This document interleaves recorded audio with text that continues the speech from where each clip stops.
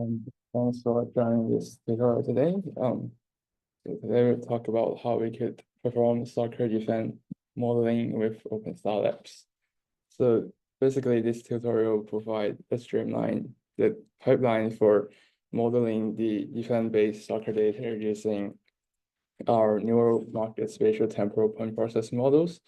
And this tutorial will cover the workflow from data preprocessing to training and evaluations, also with how we could apply it to analyze an actual match in football, which this overall pipeline could be a powerful tools for sports analytics research.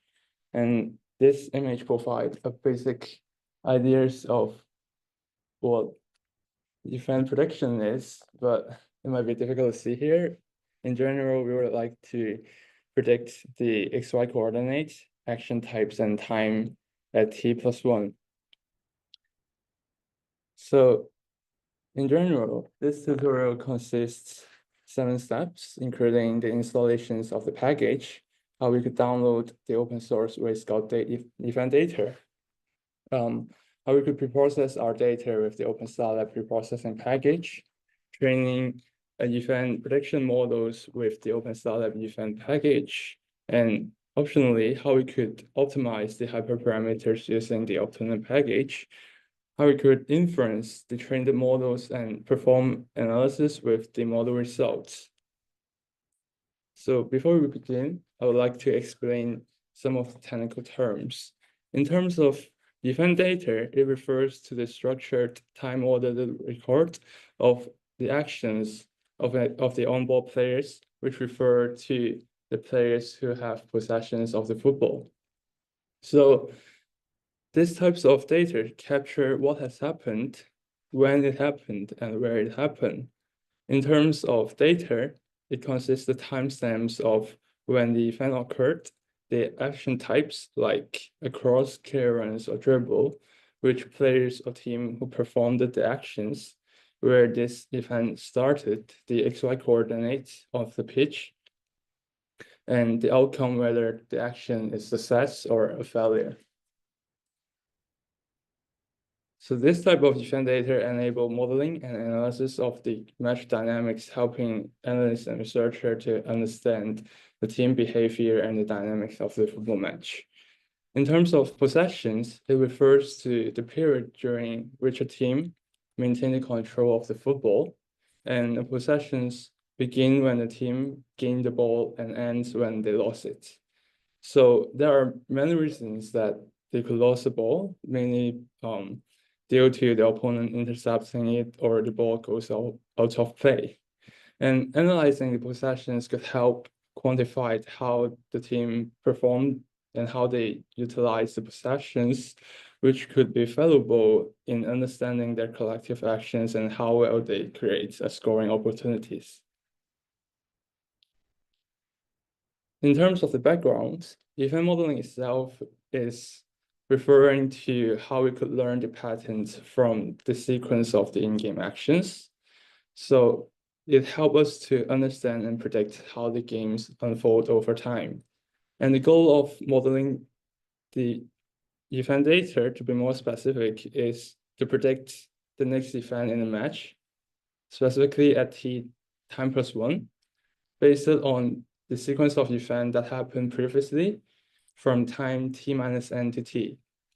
So the event we would like to predict consists of multiple components, including the inter-event time, how long since the previous event happened, where it happens, the XY pitch coordinates or a specific zone on the football pitch, and what types of event it belongs to. And accurate event modeling could allow us to gain technical insights to understand how the team progressed the ball and create chances.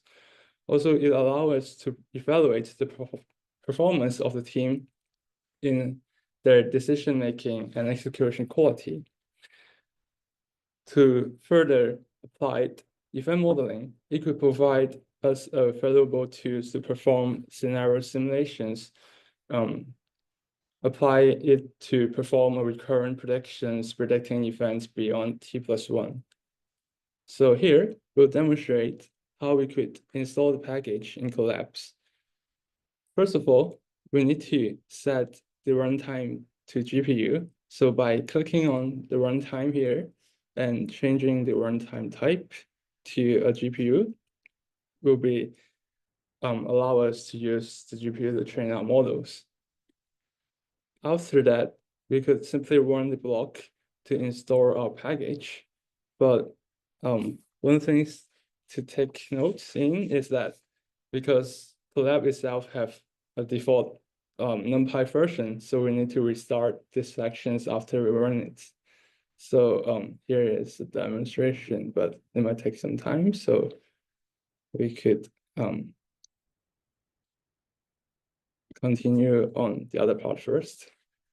And we also provide the code to quickly check if the required package are installed. If the package are installed correctly, this is what you see. Now, let's introduce how we could download the race scout data.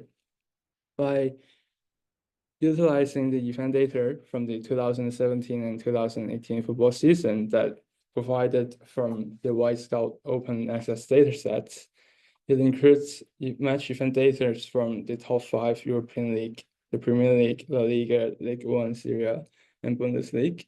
So these spatial temporal match events offer the detailed insights into the player actions and are crucial for training data-driven models in football analytics. And this is the reference for the datasets. So basically, this is a functions to download the datasets from Figure directly. And we would like to unzip the downloaded folder after we have downloaded it. In this tutorial, we only focus on the Premier League. So we removed all the other unnecessary files. But if you're interested in other league, you could simply remove perhaps the line for French to include the Liga 1 data. So at the end, you'll see that the download has been completed if you successfully downloaded the data.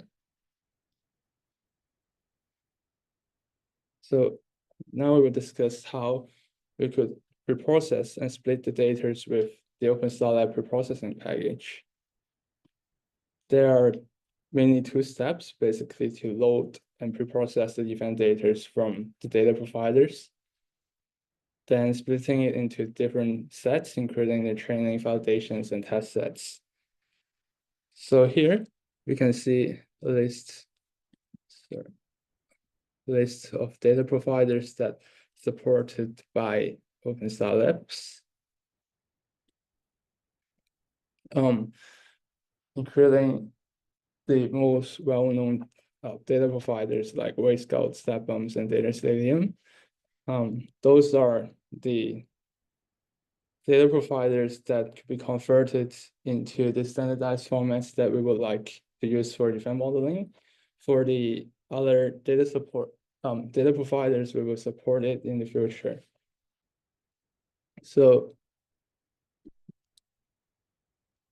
to begin with, we could simply call the event data class from our preprocessing package that we just installed. By using this event data class, we could specify the parameters for the event data class, which would include the data providers, where do we store our event files and the match files, what types of standardized format we would like to standardize it in, and the numbers of GPU threads that we would like to use for preprocessing the data.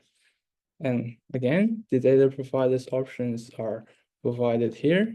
And when you click in, for example, StatBomb, we provide the examples of how we could actually integrate the StatBomb providers into the event data class. And apart from the UIED event data formats, we also provide various type of event data formats. For examples, the format that has been used in previous studies, like the NMSTPP models, the sequence event models, and the LEM models.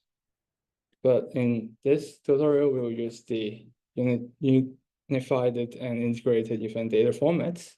So here is a quick explanation of what this event data class does. In creating the UID formats, again, we consider the 4 types of existing data providers formats, like Google Research Football, StatBound, Scout, and Data Stadium. As a result, to allow for the maximum compatibilities, we have included them into 7 types of different actions. We have 3 types of paths and 4 types of other important actions. Apart from standardizing the action types, we have also standardized the pitch coordinates, where the XY coordinates are being scaled under the standardized a standard football pitch size, which is 105 meters times 16 meters. And the defenders will always attack from the left to the right-hand sides. So here you can find a list of features that provide under the UID format.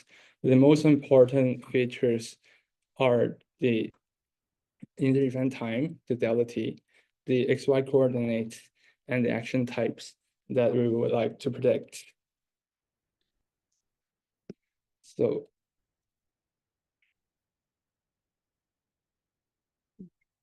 after we have preprocessed the data, here is an examples of the UID format data that we could print out. And yeah.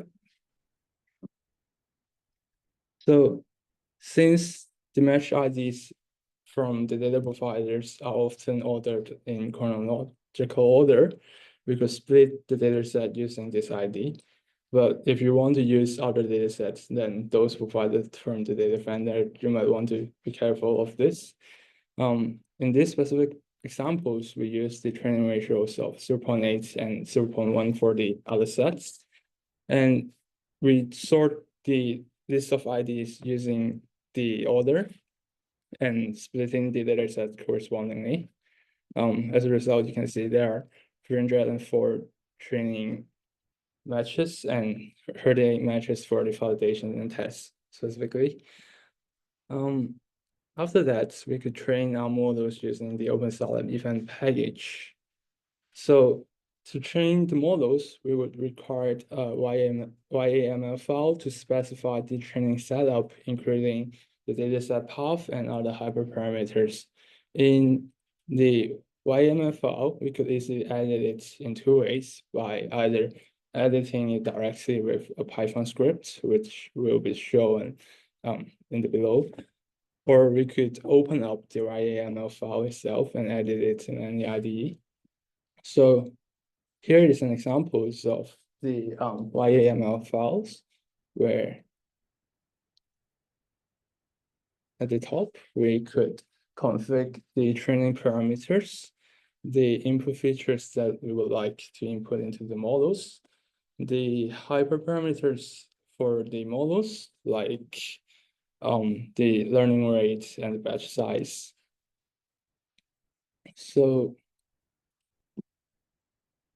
here are some important parameters inside the YAML that I just showed, including the training path and validation path for the data sets that we have just reprocessed, the save path that we would like to save our trained models in, the number of epochs that we would like to train our models, and the number of records that we would like to use to load our data into the models, which two is the recommendations under the collab settings.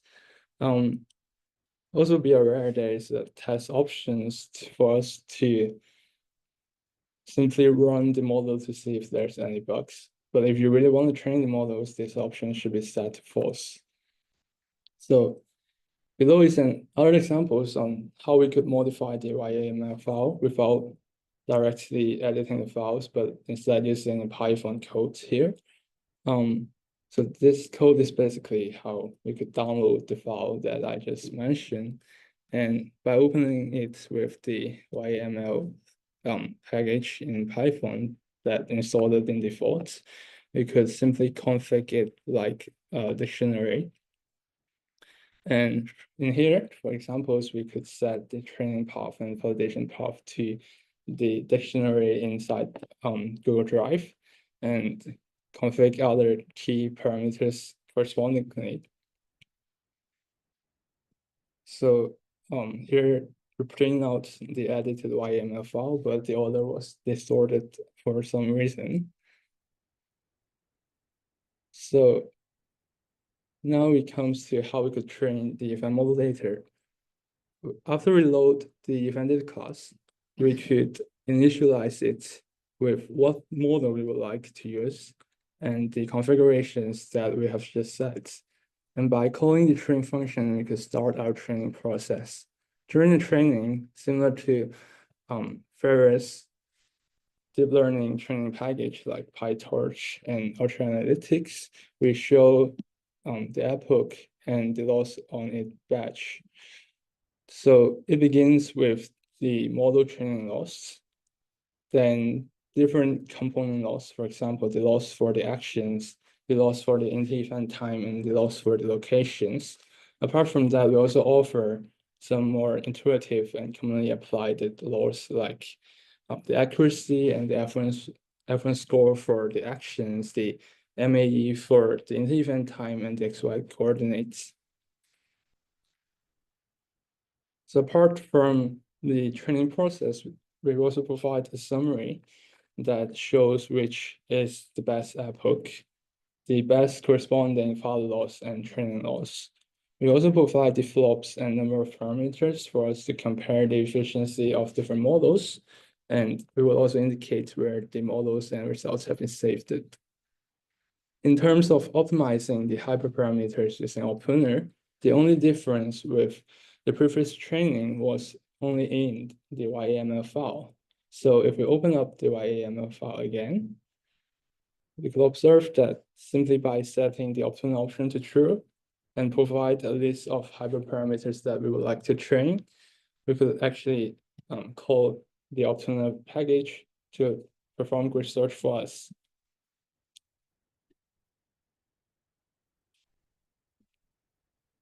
In terms of the log, apart from the summary that you just mentioned, it also provides a summary of the set of hyperparameters that are optimized in terms of the optimal framework. And here is an example. For example, the batch size are 256, the NNs for deltas to etc. So now we could run the inference with our trained models. So here we would like to demonstrate how we could either use the trained models in our previous sections, or we could use the pre-trained models that we provide under OpenSTARLab. And here are a few required parameters when we're using the pre-trained models. Firstly, the path to the trained PTH model files, the configurations for the models, and the path to the validation sets that we would like to inference on. So while we call it the validation path, it doesn't specifically has to be the validation sets. It could be the test sets or any other new data set that you would like to use it on. The min-max dictionary path, the path that save the parameters on how we normalize or denormalize the input and output. Also, lastly, the save path on where we want to save it. So here are the path on how we could download the validation sets, the pre-train the models and the configurations. The first part here, it shows how we could use the inference, the validation sets on the trained models. So basically, we only have to input the model path and the model configurations into the inference functions. But to use to pre-train the models, we have to set the path for the inference status and also the min-max stakes that are dictionary. So after we have provided all the information, it will provide us the inference data, but also the loss data frame that provide the loss on the predictions. So after having the predictions, we could use it to perform different tasks. And one of the example is to calculate the HPUS matrix, that short for the holistic possessions utilization score, that are designed to evaluate both the effectiveness and efficiency of a team possessions in football. So here is the equations for the HPUS models. So it basically constituted by the expected values of the zone, actions, and the time. So the underlying idea is that we would like to know how close the actions would be towards the opponent goal and how offensive the actions would be. So when the predicted locations are closer to the opponent's goal, we award it with a high score, as you can see in here. In terms of the actions, when the actions are more offensive, we will provide it with also a higher value, as listed in here. So the reason for adding a T here is to access the efficiency of the actions, because the faster the actions or the sequence are performed, the harder it is for the opponents to react and to defend such actions. But in order to avoid the value going to infinity, we set the time t equals 1, even if it is less than 1. Otherwise, we will use its actual value for the t. So after we have the sort of expected value for each actions, we would like to aggregate it across the possessions.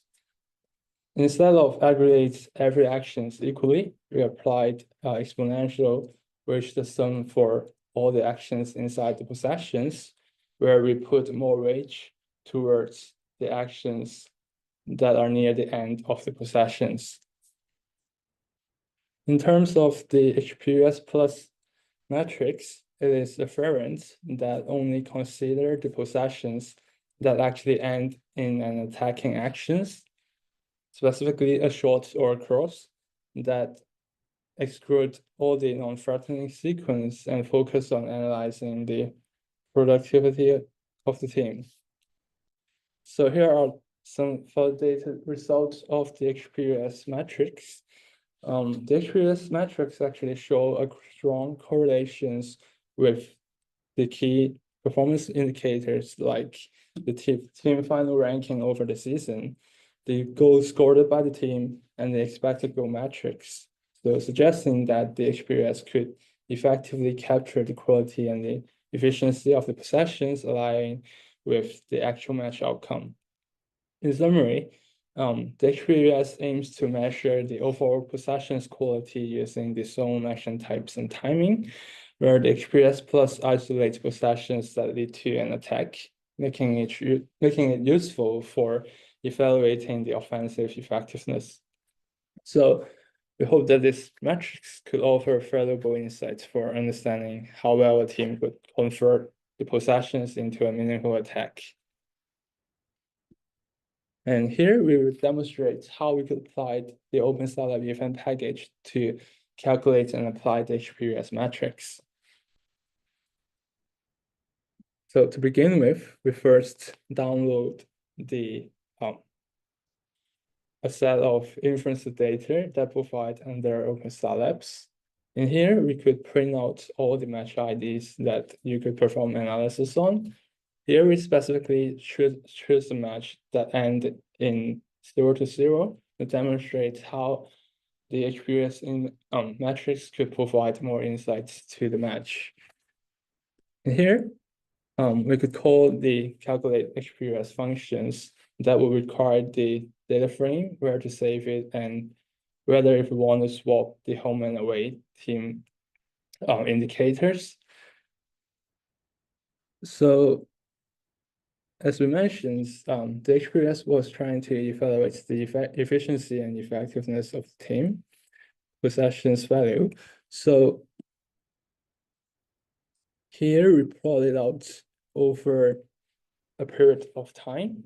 In this case, where West Ham United versus Manchester United, the competitions again is from the 2017 and 2018 match season. So the home team here is West Ham United, and the away team is Manchester United,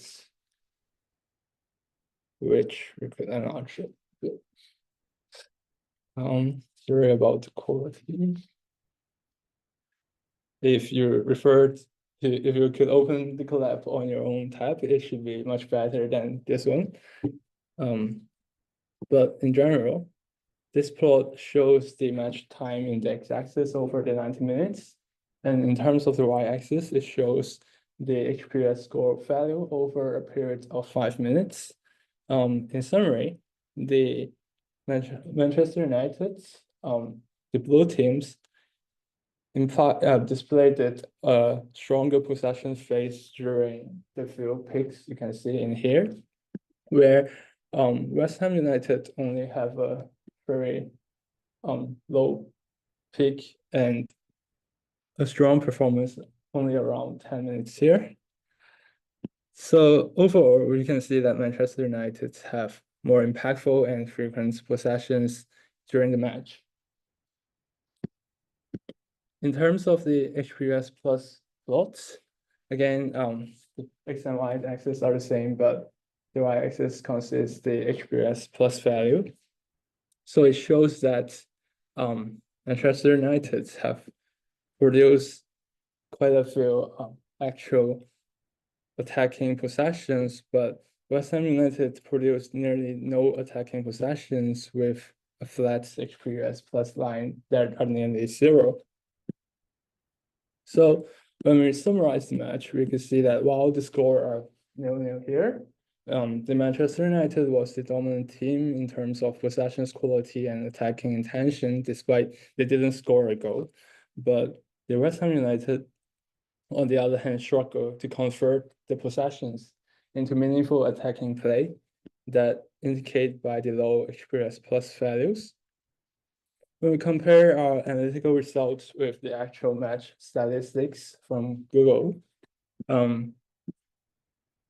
we can see that Manchester United has more than 56% of the pass and more offensive chance, which aligns with the dominance in the HPS and HPS plus. So despite not scoring, the 6 shots on target and 16 total shots shows their consistency in creating attacking opportunities, but on the other hand, West Ham only have a limited attacking output in the match. So to summarize, the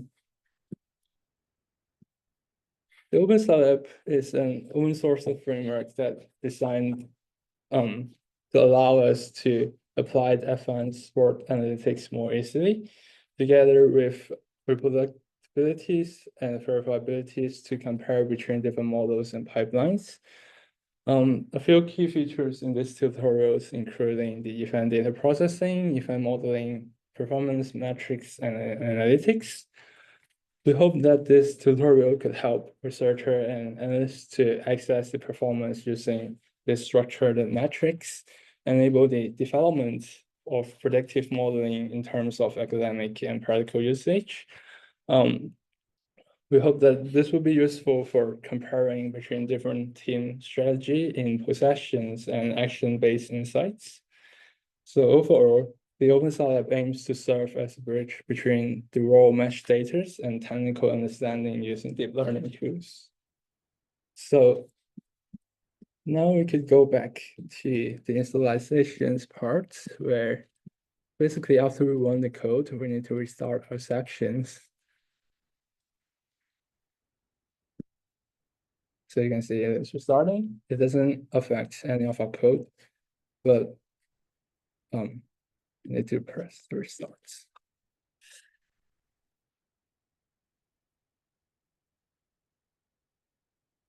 And now when we run the validations, it should state that we have installed every package correctly. Yeah, so basically we want to check specifically the NumPy versions because we want to overwrite the 2.x versions in the defaults. Afterward, we could basically run all the codes and get the results that I've just shown. And I think that's all for the tutorial.